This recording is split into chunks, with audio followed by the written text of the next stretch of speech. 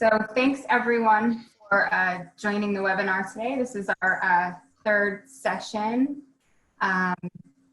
for our virtual BWB program that we've decided to host in lieu of our in-person meeting back in April. Just a quick update on Zoom. We are using Zoom webinar, and this webinar is being recorded. All the attendees are in listen-only mode, and it'll be that way for the entire meeting. If you have a question that you would like to ask one of the panelists, please use the Q&A button at the bottom of your screen. And we'll be posting the recording afterwards, along with any questions that we didn't get to answer. So today's session is what we're calling What's Your Status, which is just 4 snapshots of ranking exercises from around the network. We'll be hearing from folks both in US and Canada.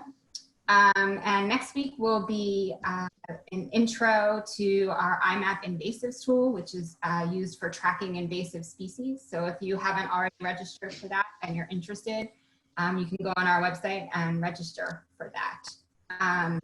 So with that, I'm going to turn this over to Pat Comer, who's going to be leading the discussion with our panelists today. Pat. Hi, everyone. Can you hear me?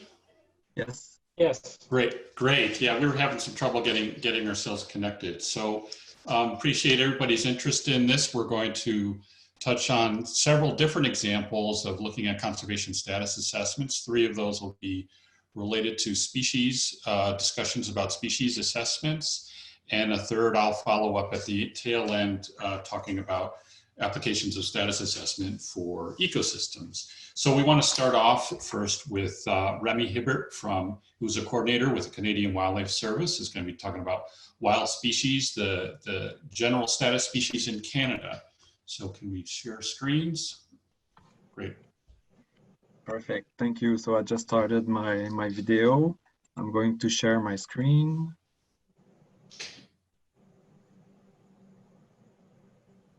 Okay, perfect. So can everyone understand me and see my screen? Great, yes. Yes. Perfect, thank you. So my name is Remi Hebert. I'm working for the Canadian Wildlife Service, and I'm coordinating the program on the general status of species in Canada. So I'm very happy to be here today to talk to you about the program. So the first step in preventing the loss of species is to know which species we have in Canada, where they occur, and what their conservation status is. So the aim of the program of the general status of species in Canada is to provide this general overview. So the mandate of the program mainly comes from the Accord for the Protection of Species at Risk. So this accord was signed by all the territorial, provincial, and federal wildlife ministers in 1996.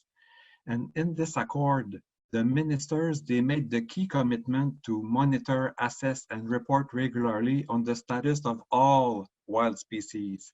So it's a quite ambitious commitment, and it's actually the mandate of the program. So a few years later, the federal government confirmed the commitment that was made in the accord by including in the Federal Species at Risk Act, Section 128, that stipulate that 5 years after this section comes into force, and at the end of each subsequent period of 5 years, the minister must prepare a general report on the status of wildlife species. So to make happen this mandate, a working group was created. So it's the National General Status Working Group. So the working group is composed of government representatives. So we have representatives from all the provincial, territorial government, and also from the federal government departments that are involved in wildlife management. We have representatives from the conservation data centers, and we also have ex officio members, which are key collaborators in the working group. So the working group report to the Canadian Wildlife Directors Committee, and ultimately report to the Canadian Endangered Species Conservation Council, which regroup all the wildlife ministers in Canada. So the main product that is produced by the working group is the report series titled Wild Species, the General Status of Species in Canada. So our latest report is the Wild Species 2015 report, and in this report, we've assessed almost 30,000 species among 34 taxonomy groups. So I will not go through the list because there's a lot of species that were included, but let's just say that like all the vertebrates are there. For example, all the vascular plants in Canada have been assessed. And in this report, there was a particular focus that was made on pollinators. So for example, we've assessed the status of all the bees in Canada, and we've also included other groups like the bee flies and the flower flies. And a photo of a bee was actually chosen as the main photo for the cover page of the report to show this emphasis on pollinator. So to rank the species, we use the methodology of NatureServe. So there are 10 categories. So presumed extirpated, possibly extirpated, critically imperiled, vulnerable, apparently secure, secure, unrankable, unranked, and not applicable. So to determine those status for each species, we use the NatureServe rank calculator. So the rank calculator is a tool to determine the status of the species. There's about 10 factors within the rank calculator, but most of the time in our assessment, we're using two main factors, which are the range extent and the number of occurrences. So these are the two main factors that we're using in the rank calculator. So I'm showing here a map of Canada. So here in the north, you have the territories, and here you have all the province. And we have also four ocean regions. So the Pacific Ocean, the Western Arctic Ocean, the Eastern Arctic Ocean, and the Atlantic Ocean. So the first thing we do is we develop the regional ranks. So for example, if a species is present in the prairies, then it means that we're going to rank the species in Alberta, in Saskatchewan, and in Manitoba. So what we're going to do, and we hire experts to do that, is that we take the data that is specifically from Alberta to fill a rank calculator for Alberta. Then we take the information from Saskatchewan to fill the rank calculator for that province, and we do the same for Manitoba. So if a species occurs in 3 provinces, for example, it means that we fill the rank calculator 3 times for one species. But if the species occur in 10 jurisdictions, for example, it means that we fill the rank calculator 10 times for one species. So once we've developed the regional ranks for species, we then calculate the national ranks. So because we rank the species everywhere where it occurs in Canada, the regional ranks are really a good basis to calculate the national rank. So we do that based on a set of rules. So for example, if a species is secure in British Columbia, for example, or in any province, then at the national rank, the species will be secure as well. So that's kind of, that's an example of rules that we're using to develop the national ranks. So I'm showing here example of results. So on the vertical axis, you have the number of species in this figure, and in the horizontal axis, you have the regions. So CA is for Canada. So here it's the national ranks, and then you have all the regional ranks, so from the territories, from the province, and from the 4 ocean regions. So if we look at the national rank, as I mentioned in the 2015 report, we've assessed almost 30,000 species. And when we look at the species for which we have enough information, one of the main results that we see is that about 80% of the species are secure or apparently secure. So it's quite an important message that we deliver, that most species are secure in Canada. We've also identified a little bit more than 1,600 species that are imperiled or more at risk. And for those species, it's like we're raising flags. So we're saying, okay, we've done a general assessment. It seems that those species have some problems, and someone else should do a more detailed analysis. And this someone else is another committee called COSIWIC, where they pick species that may be at risk in Canada, and they do a detailed assessment on those species. So I wanted to show a few examples of assessment. So I'm starting with the mammals, for example. So we have about 225 mammals in Canada.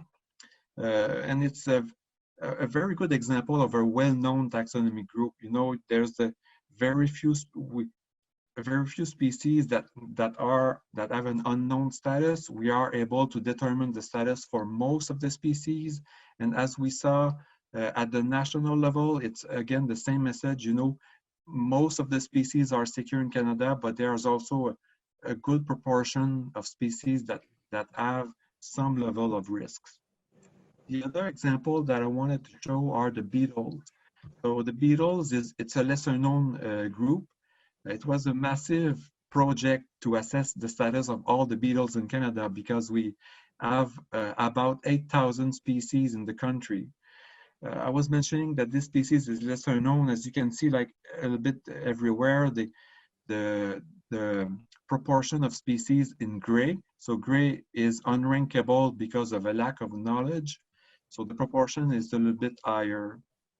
What I wanted to mention about the beetles also is that we also make available to the public the database of the report. So if you're interested, for example, in only the lady beetles, so the family Coccinellidae, you could, for example, go back in the database and output a similar graph only for the lady beetles, or if you want to know only the lady beetles in Quebec, for example, that's something you can do with the database.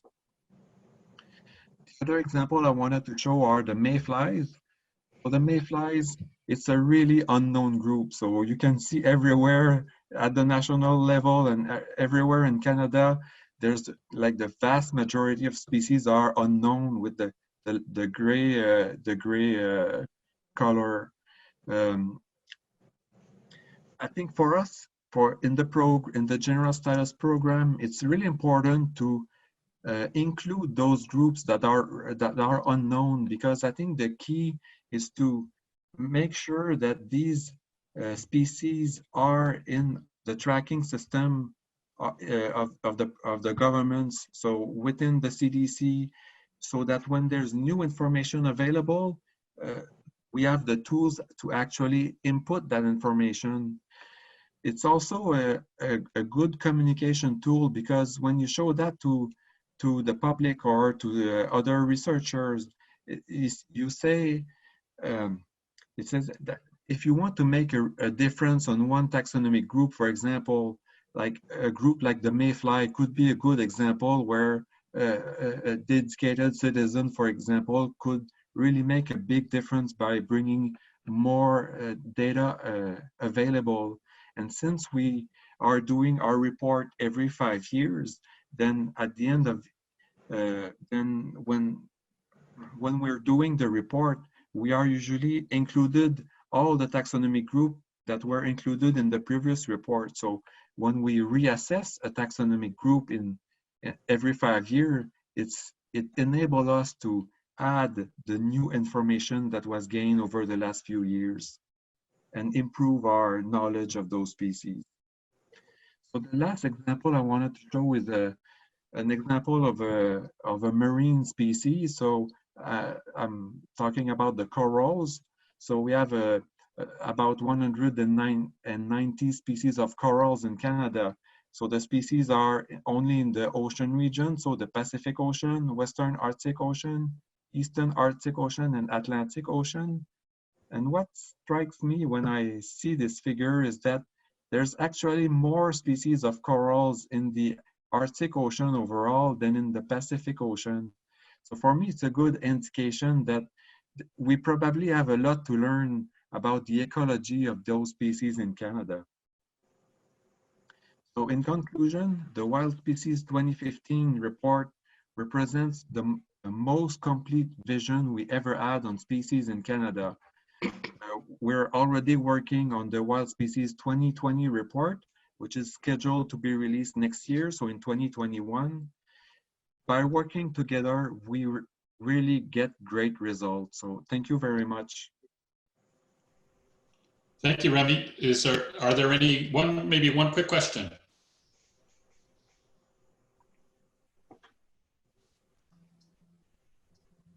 Okay, that's great. Excellent report. I'm going to stop sharing my screen.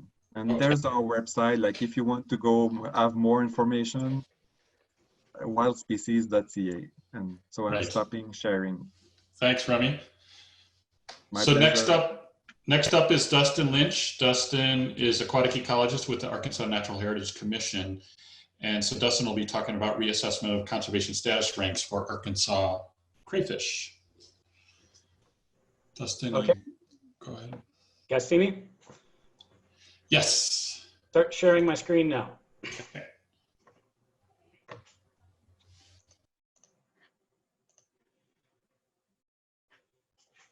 Okay, so I'm Dustin Lynch. I'm from the Arkansas Natural Heritage Commission, and I'm going to talk to you today about a project that I've been working on really for the last 2 years, which is a reassessment of conservation status and ranks for every species of crayfish that occurs in Arkansas, as well as a couple of species of shrimp. The first thing I want to say before I get into this too much is this project is something that I've worked very closely with my counterpart at the primary natural resource agency in the state, the Arkansas Game and Fish Commission, Brian Wagner. And I thought it was really important when I started this position a few years ago and kind of looked at some of the gaps in what we knew and what had been done before with this, that I bring him in on the ground floor, not only because he's really knowledgeable about these species in the state, but because the conservation status ranks are so important at the Game and Fish Commission when they develop their Arkansas Wildlife Action Plans. And so that's where they actually assign priority scores for conservation funding for species of greatest conservation need.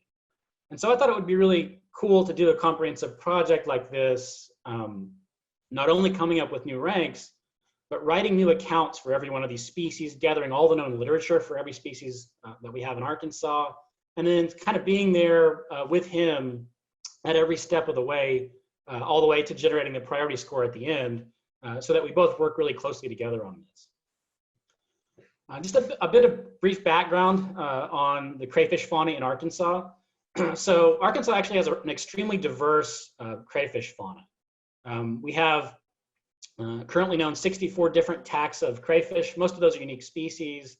A couple of those are subspecies where we have more than one in the state, and then 2 species of shrimp.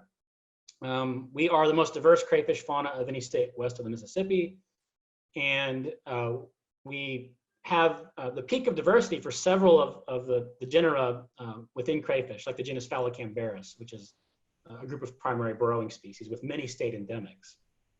Oh, Dustin, sorry, are you trying to share your screen? Because people are seeing you and not your screen. Oh, yeah, I am, sorry. Sorry. Let's see.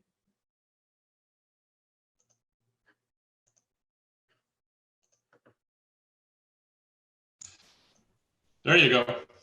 Okay, sorry about that, everyone. Open it up to, you go ahead and open up to your presentation view. There you go. This is only the second slide, so so I was just saying Arkansas has an extremely diverse crayfish fauna, 64 different taxa, and we have the peak of diversity for several different genera, as well as the most diverse crayfish fauna west of the Mississippi River.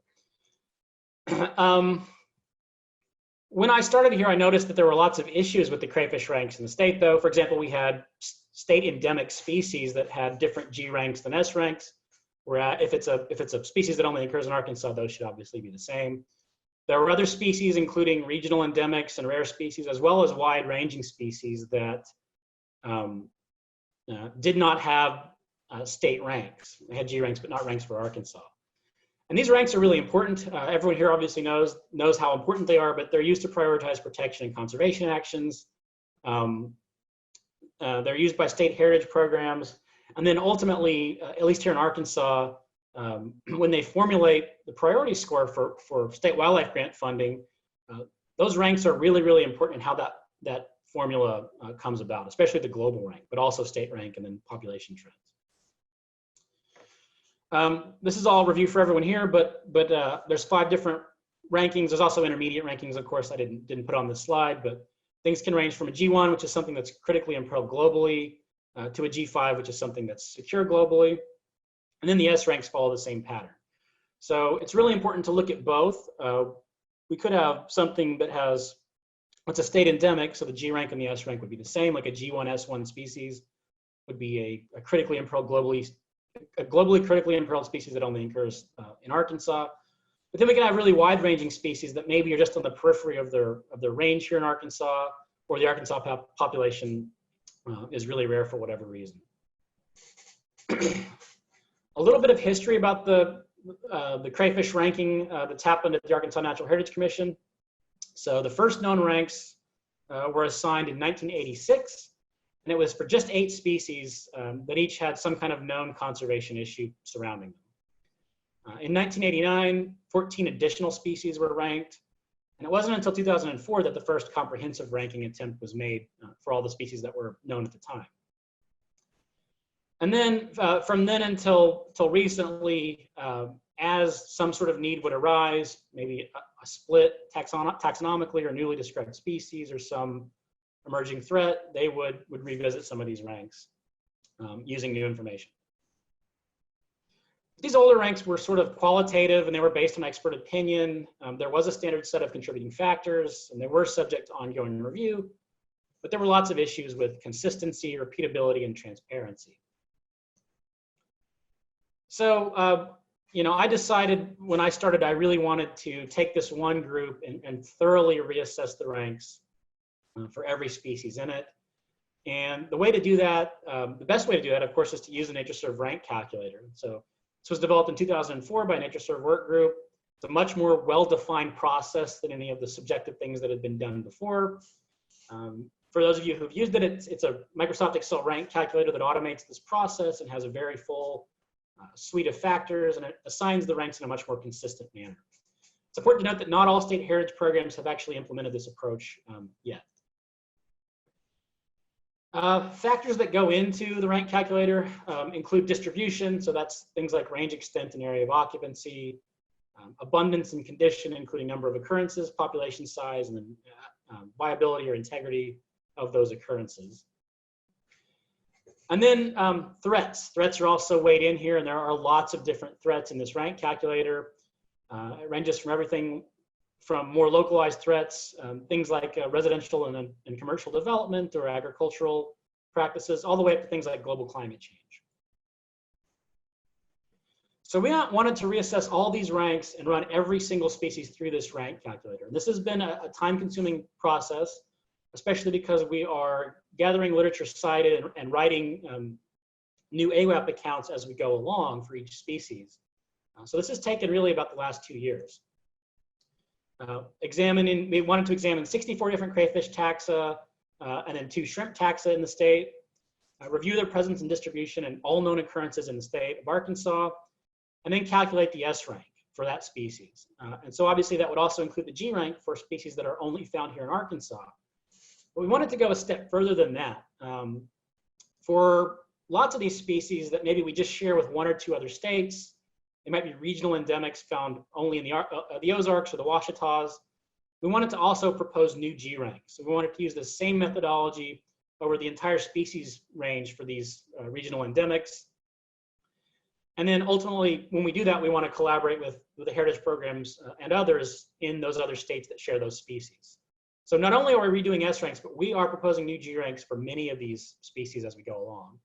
We're also drafting new Arkansas Wildlife Action Plan species accounts as we go. And it's primarily been Brian Wagner at Game and Fish and myself that have done this with some review from other agency folks and people in academia within the state. So just a couple of case studies here of species we've looked at. This is the cold water crayfish, Vaxonius eupunctus, a very small range regional endemic, was only known from a couple of rivers before. This is an example of an increased rank. And that's partly because this species was split. So now it's known only to occur in one river. That's the 11-point river in Arkansas and Missouri. And that caused the global rank for this thing to go from a G2 to a G1. So something that already had a very small range was basically split into three different species, so 2 newly described ones that have really small ranges. The S rank was unaffected in that case. Kind of on the opposite end of the spectrum, an example of a decreased rank would be something like Williams crayfish, Vexonius williamsi. This is kind of in the other corner of the state, the northwest corner, only found in Arkansas and Missouri. This species was considered really rare in Arkansas. It was an S1 species. During a previous round of SWIG funding, a study was paid for it to look at new occurrences of the species. And so since then, many new occurrences have been documented. And as a result, its score went from an S1 to an S3. And then we've dealt with a number of newly described species. So this pictured here is a really beautiful new species that was described in 2015, the caramel crayfish. It's only known from a couple of ditches in South Arkansas. It's a primary burrowing species. Red River painted crayfish from that same part of the world along the Red River, just described a couple of years ago. And then Spring River crayfish and 11-point river crayfish are the 2 newly described things that were split from cold water crayfish. My co-author isn't here, so I can't embarrass him, but I will point out that 11-point river crayfish is actually named for him, Vexonius wagneri. We also dealt with a number of species we call the mystery crayfish. These were ones of questionable occurrence here in Arkansas.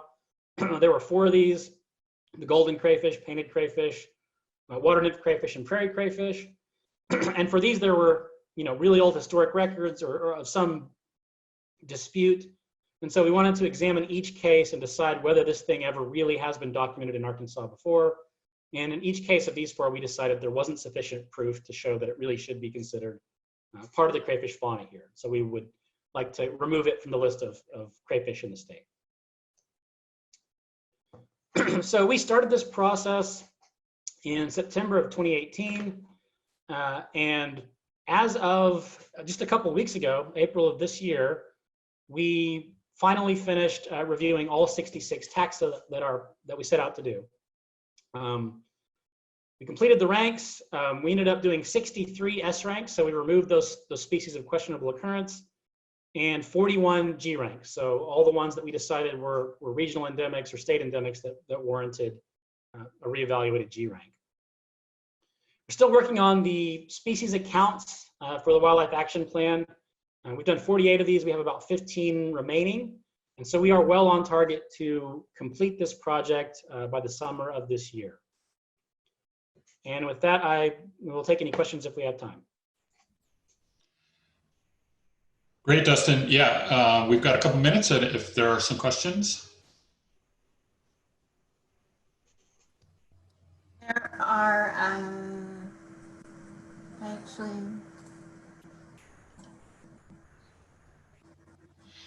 And you could, if somebody wants to type in questions, you can as well. We don't have any right now. Okay. But we can come back in the end. So if somebody thinks of something and we have time, so, but right now we could move on. Great. Thank you, Dustin. That's great. Next up is Malissa Briggler. She's state botanist from the Missouri Department of Conservation. She's going to be talking about an approach to plant species assessment by the Missouri Natural Heritage Program. So if you want to go ahead and share your screen, Melissa. Okay, I'm hitting the, okay, I think we got it. Can you hear me all right? Yes. Yes. Okay. Should be coming up. Can everybody see my screen? Yeah, you could go ahead and put it in. There you go. Great. Okay, takes a few minutes. Okay, thank you very much. Thrilled to be joining everybody today. It's kind of an odd deal to talk to like 130 people in a quiet room, but happy to be here. And yeah, I would like to kind of extend on some of what the other 2 speakers have talked about today. We've gotten our state rankings and our species are ranked, but we've kind of taken used those rankings to further assess what priorities we want to place on our plant species that are tracked in our heritage database in Missouri. So before I go too much further, my name is Malissa Briggler. I work for the Missouri Department of Conservation, which houses our Missouri Natural Heritage Program. And I'd like to start with a little bit of background on our program. So we've had a list of species that we track in a database that was initially developed back in 1974. How that list got started was they used a list of species that were found in 5 or less counties in Missouri, according to a publication titled The Flora of Missouri, which was originally produced by or published by Julian Styromark in 1963. That has been since updated, but that's where our first list started. It was just kind of a database procedure, whereas 5 or fewer counties, it's considered a rare and endangered species of Missouri, and we're going to track it in the Natural Heritage Database. And it was periodically updated, you know, not regularly, but every 5 or 6 years we'd update the list. Until 1994, ever since 1994, we've had an annual update. We've changed the name a bit and added communities onto our tracked elements, but for many years now, decades, we have been annually updating that. And regarding plants, it has been annually updated with by the Heritage Program Botanist. So this chart, or this bar graph, shows the elements that we track in the Natural Heritage Database currently. You can see we've added communities. The numbers show how many species within each taxa group there are on our list. And you know, like other efforts we're in the past, we have tried to rank priorities of those species within each taxa group and successfully done it and used those rankings. It's very helpful to administration, particularly that like to see you know, a systematic approach to ranking what are our priorities, because we can't do everything everywhere. We've got to unfortunately pick and choose and try to be strategic about that. So in the past, we have had some pretty good ranking efforts, even beyond our state ranks, so our S1s, S2s, S3s, even beyond that, you know, what would be the higher priority in these taxa groups. The plants, though, have always been kind of that big bear in the room, that there's just so many species. It really comes down to just a few taxa experts that would actually be ranking or indexing the priorities of which ones do we really go after. It's also a very overwhelming list of plants when you kind of throw that out there and say, yes, these are the ones that we consider rare and endangered in Missouri, but then where do you go from there? You know, which ones do we really need to focus on? What are the greater needs? So we haven't really done that before. So I'm going to discuss today an approach that we've recently undergone, and hopefully we'll see that it's helpful. So some more background a little bit on our S ranks. I know Dustin talked about this too, where the S rank and the global rank or G rank are two very different things. So something could be very rare in Missouri, but globally it's actually very secure, or it could be globally rare and rare, of course, would be in Missouri. So our S ranks are what is critically imperiled in the state, either because of extreme rarity or because it's vulnerable to extirpation for some other factor. And a lot of a big factor that plays that role is edge of range species. So we just don't have as much habitat naturally in Missouri. It doesn't mean that those species are rare necessarily, they're just rare in Missouri, and therefore likely to extirpation. If we even lose just a few populations, then it would no longer be found in Missouri. So this slide shows that extreme. You've got on the left the truly rare species, the running buffalo clover and Platanthera leucophaea is federally listed, so they're rare. And then we have white lady slipper, American barberry, and those are fairly rare no matter where you go. On the left, or I'm sorry, the right side of the screen, some of these plants are very common. Salix discolor is kind of a weedy species. I know up in Iowa, just across the state line, it's a very common plant, you know, but it just barely creeps into a few counties in northern Missouri. Asclepias exaltata the same way. Phlox bifida and the Pogonia species, some states track them, but some of the states, they're very widely spread out and not really considered rare. So we have quite a spectrum there, and it does matter whenever we're trying to kind of whittle down our list to see which plants are really in the most need of conservation activities. So the first thing to kind of do is use that information. We've got this list that has been, you know, very well vetted over the years. I'm not saying it's perfect by any means. There's probably some adjustments in S ranks that we could probably be making and things too, but you know, it's in fairly good shape, in my opinion. But use that information as a starting point. And so when we look at the S1 species, they're considered critically imperiled in Missouri. We have 211 species on our list that are S1. And when we break that down by G rank, so that's what this pie chart shows, we have almost 70% that are considered G5. So globally, they're secure. Most of these species are edge of range species. We have, you know, a few counties in Missouri that have occurrence of these species, but that's not unusual because they're, you know, common elsewhere. There's also some taxonomic varieties of very common species that are considered globally secure too. And some of those taxonomic varieties are just not, a lot of people don't really look for that. You know, there's not a lot of surveys out there looking for these varieties. So some of those are considered G5, but we consider them S1 because we don't have many occurrences at all. But then the lower G ranks, the G2, G3, G4s, some of these are federally listed species. A few of them are what I refer to as new species, taxonomically speaking. They've been recently described. We have a couple of Carex species and Rhynchospora species that are like that. And then others that are just, they're rare. They're not listed, but they're rare. I do have the background here is Baltonia decurrens. That looks like a weed patch, but that really is a threatened species. That's one of the cases where we have an S1, but it's a low G ranking species. Some of the other listed ones is pondberry, Lindera melicifolia is pondberry.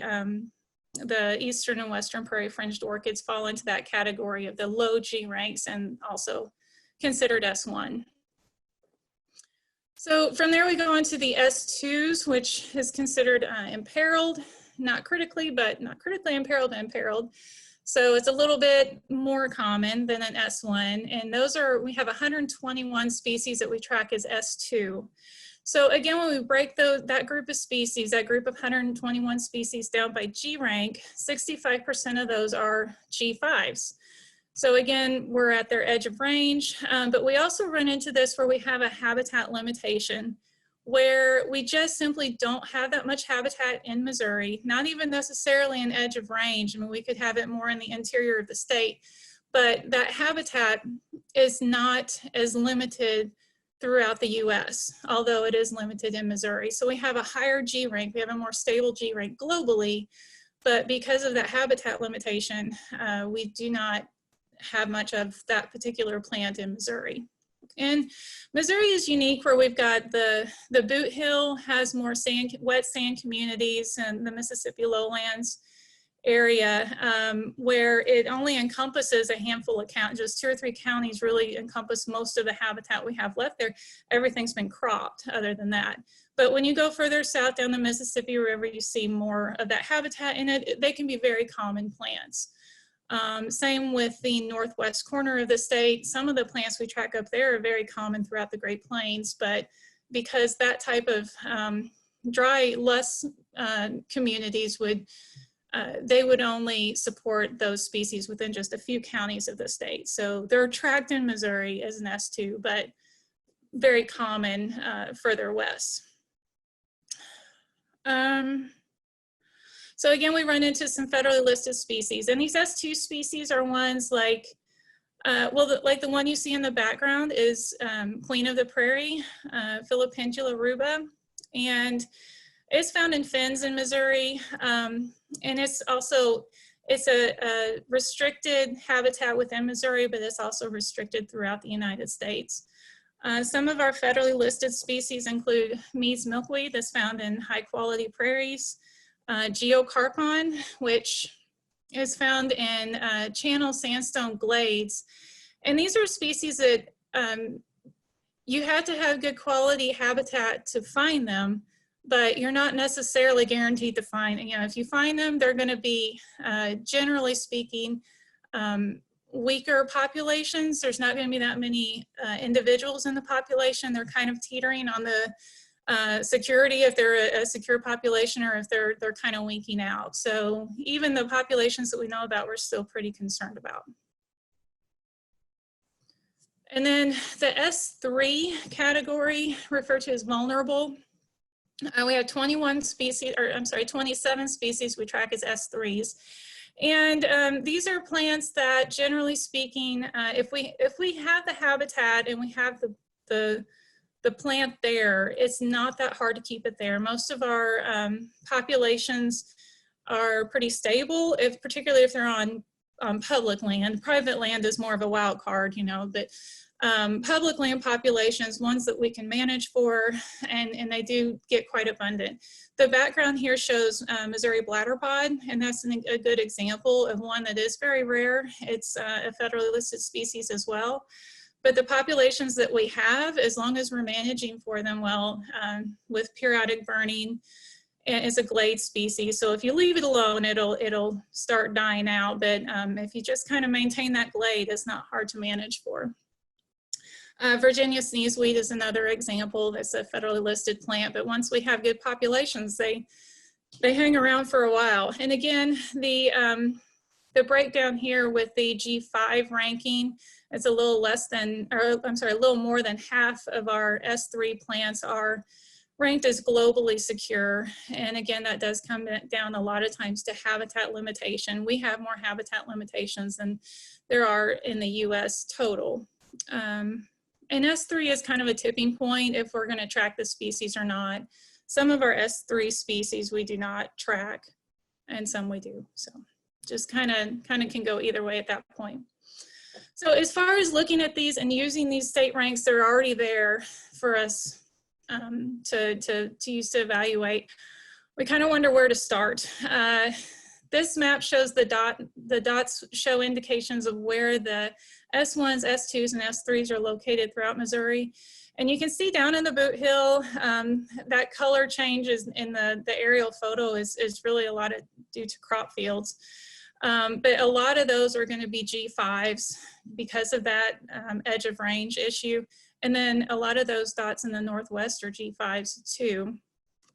But what gets to be kind of second nature to us with the Missouri Department of Conservation is to be looking at priority geographies and something we refer to as conservation opportunity areas. So the priority geographies are outlined in green on the map, and they are areas that have been designated to have more focus on, to build more cooperative relationships with. They're areas that we have a lot of conservation potential.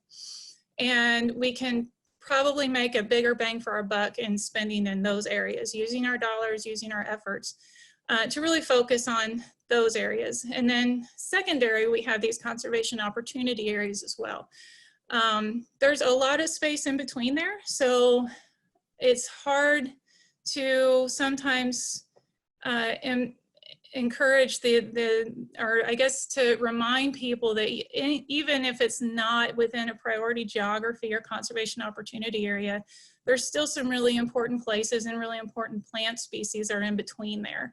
But this is where a lot of our efforts are focused, and a lot of work is being done and highlighted, and really a good amount of potential to make a big difference in the way we manage our resources lie. So it's good to start there. Whenever we look at what species are within these geographies, it does break down our list a little bit. So we have 141 S1 species in there, 114 S2s, and then 25 S3s. And when we look at just the S1 species, just the ones that are the most rare, and then break that down by G rank. So most of those species are going to be G5. So again, edge of range species and more common taxonomic varieties. But we're left with just 40 that are the lower G levels that are more of a higher priority globally speaking to. So that's a good amount that we can wrap our minds around 40 species. We can talk to our administrative staff and say, this is what we think would be a priority instead of the much larger list. And then further break that down by region. Our regional biologists do a lot of the environmental element occurrence updates for our database. So now that if we have a breakdown of those 40 species in the areas that they're already doing a lot of work in, and then get those EOs updated, those environmental element occurrences updated in the database, and then also look in other areas within those geographies. That's helpful, I think, to kind of, it's more of a strategic approach than simply updating EOs that happen to be in the area. But like I said, there is the areas in between. And that was some of the feedback that I received from the area biologists was that, you know, we're already spending all this time in these priority geographies. So where else do we need to be going that we're neglecting? And so the thing to do there then would be to see, you know, what species are not captured within that, that approach, within identifying these important areas, what species are we missing? And I found that there were 80 species that were not captured. So most of them were found in both. They were in the areas in between, and then they were also in the priority geographies and conservation opportunity areas. But there were 80 that were not captured, and most of those were S1 species, which kind of makes sense because those priority geographies and opportunity areas were really looking at habitat. So, you know, the S2s and S3s that are very tied to habitat, and you find them where you find the good habitat, they were captured pretty well. It seems like all but 10 species were found within these priority geographies already. But 70 of them, of the S1 species, were not. And you know, again, a lot of them were the G5s, edge of range species. So, but we do have 24 that are the lower G ranks that are not, you know, being focused on using these, this approach of priority geographies and opportunity areas. So that's another, that 34 total, the 24 S1s with lower G ranks, and then the 10 additional S2s and S3s would be another list to work off of. And then another step that was kind of brought up during the process was looking at natural communities. I know not all heritage programs track natural communities, but it is really helpful, especially with this exercise, that we were able to go to each natural community and see what plant species we have within those natural communities, and then what other natural communities that do not currently have them that we might actually be missing in the database. So that's another way to just use the data and create some other lists for the area biologists, for the managers that have these natural communities on their areas to use and to work with. Again, just a much easier list to work with of 80 species than, or depending on your natural community. You know, we had 22 species for sand communities, 60 for fin. So we can distribute that to the managers and area biologists that work with those communities directly. Thanks, Melissa. Are we about? Yep, we're wrapping up. That was my last slide. I hope I didn't go too far, but yeah. Thanks. Yeah, and hopefully I'll be able to share more results on how that process went in the future. But again, we are just getting up and going. Great. So yeah, in the interest of time, if we can, we have one more talk here, and if we can, if possible, we'll save a little bit of time to address some of these questions. Thank you very much. Thanks. Here, let me see if I can get mine to go up.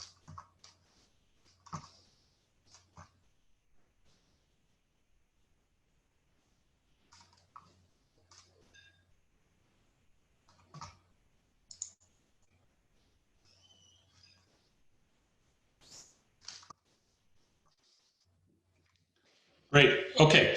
Nice segue at the tail end there. Again, this is Pat Comer, Chief Ecologist for NatureServe. I work out of Colorado, and what I'm going to talk about is a bit of a complement, I think, to these prior talks. I'll change sort of scales. Let's talk about ecosystems as well as our system for assessing conservation status. And so both in that sense of, I'm not going to be talking about G ranking per se or S ranking, but over the last number of years, we've been engaged with IUCN in the development of methods for the Red List of ecosystems, which is intended to be a complement to the global Red List of threatened species. And so I'm just going to touch on, how do we do this? What have we learned so far, and sort of focus on terrestrial ecosystems as we've been working through this in North America.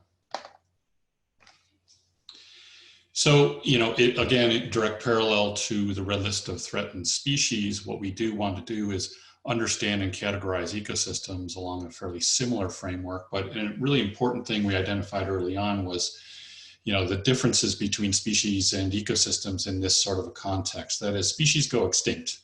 Ecosystems don't go extinct. They actually transform. They transform into other kinds of typically novel ecosystems if they're not sort of converted all around. So we established this sort of concept not of extinction, but of ecosystem collapse. And that is, it's that transformation of identity that we would not be able to recognize that ecosystem. And so this sort of parallel structure for red listing is taking that sort of basic notion into account. But ultimately, as you can see in the upper left, we would really like to be able to categorize ecosystem types from a range-wide view as, are they critically endangered, vulnerable, or are they approaching vulnerable status that would be near threatened, or are they in that least concern category, or the opposite extreme, are they collapsed? That is, they are gone.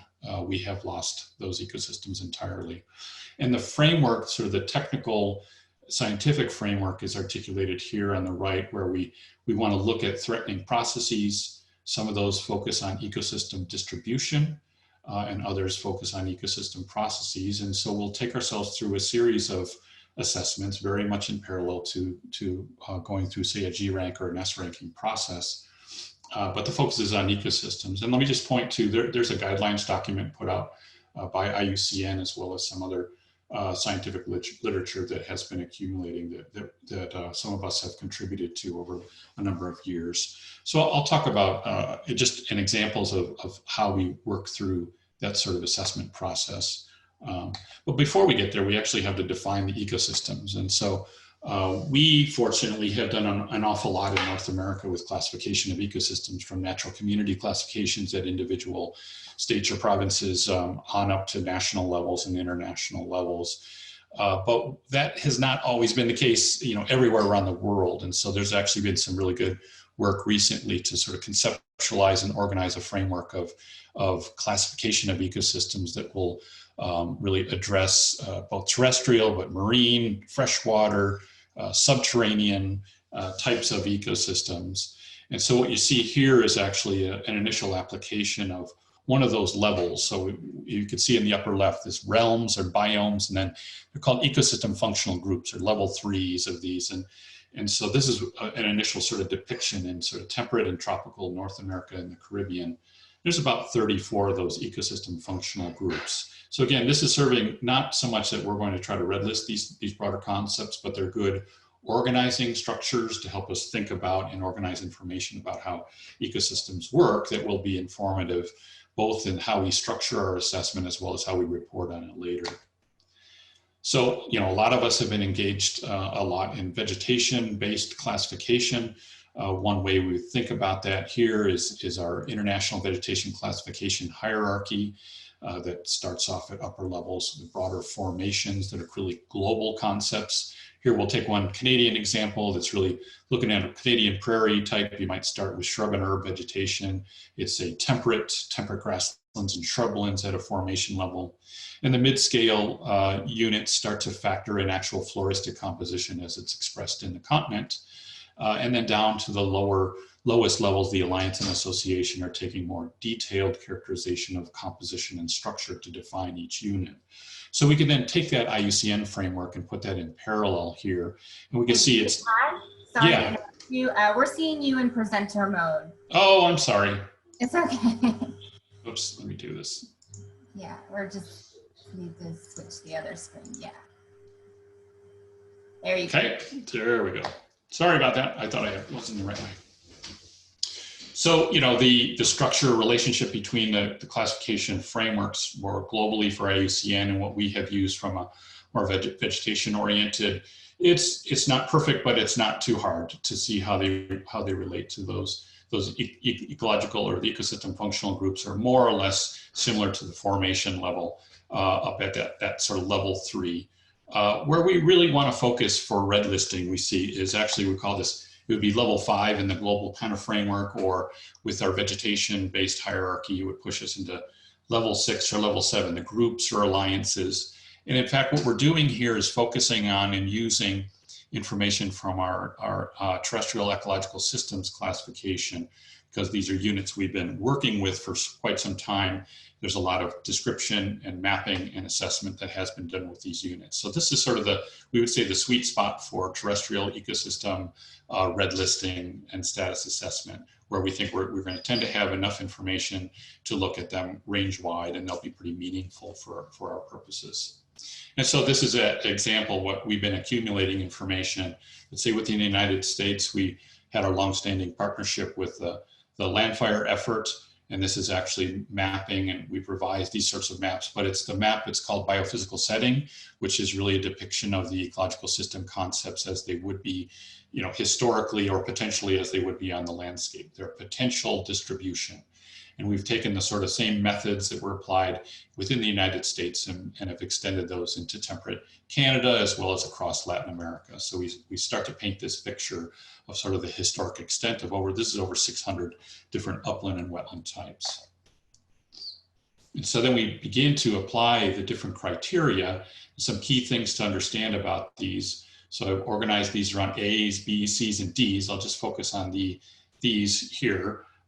And down at the application end of it, you'll see an analysis according to time frames. So for example, we're interested in reduction in distribution, but within different time frames. So it might be over the past 50 years, or can we foresee and predict patterns over the next 50 years? Or we might look all the way back to, say pre-industrial areas like we actually have mapped here.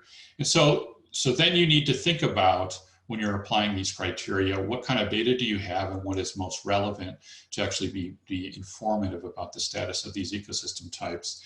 And in North America, much of North America, we actually have a very long land use history. And so in many cases, what we're able to say about the condition, let's say the environmental degradation or disruption, is really a reflection of more than the last 50 years. It's more than, you know, the last 100 years. It's often the last 200 years. And so these sorts of ends of the criteria tend to be pretty relevant to us. So let me just walk through a little bit of the application of these with some examples. So that first one is looking at the trend in ecosystem extent over a very long period of time. And so the way the IUCN framework works is to say, you know, can we actually say over that long period of time, have we lost 50%? Have we lost 70? Have we lost 90? If so, if we cross one of those thresholds, we will be scoring as vulnerable, endangered, or critically endangered. So this is what this starts to look like. We can now paint that picture looking at the current land use and scoring all of these types across that for that one measure. And you could begin to see where we should start seeing concentrations of vulnerable, endangered, and critically endangered based on just one criterion. Then the other criteria, C and D, see again, we're getting environmental degradation or biotic disruption. And this has its parallel with where we've done either EO ranking or we've done our ecological integrity assessments. And so we've traditionally tried to understand at an occurrence level, are things in excellent condition down to poor condition. So what the IUCN framework is asking us to do is actually characterize the proportion of severity of that environmental degradation or biotic disruption. And so we do have a lot of experience at this to be able to apply similar kinds of assessment tools to get an answer. And so then, the challenge here is to actually characterize the proportion of severity and the proportion of extent affected by that level of severity. And that's, again, what's going to trigger vulnerable, endangered, critically endangered sort of status. So very quickly, I could give you some visual sense of that. We might have some, in fact, fairly detailed maps that we would use to characterize landscape fragmentation. Here, these are summarized into 100 square kilometer hexagons for the distribution of this. This is a big sagebrush type across the Intermountain West.